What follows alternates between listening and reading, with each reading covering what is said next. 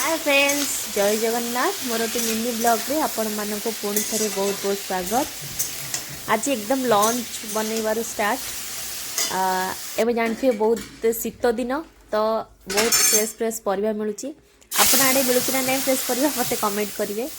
Eighty मोर आज lunch रे थिला भात डाली बीन्स आलू भजिया आ बैगण चॉप। एटी मो डालटा को छुंक नौची छुंक कर नौची कारण छुंक आमर पियाज पड़ेनी। मो खाएनी कि मो पुओ भी एत खाएनी छुंक कले पियाज। तो बस जीरा और लंकार आम छुंक करूँ आ सिंपल सा भजा आठी मु बैगण की भी छाड़ी नौची। आपण मानक जदि मोर ये वीडियोटा भल लगे तो निहाती मो चैनल को सब्सक्राइब करेंगे आउ मो वीडियोटा को शेयर करेंगे, लाइक करेंगे, कमेंट करेंगे। जय जगन्नाथ सांग माने।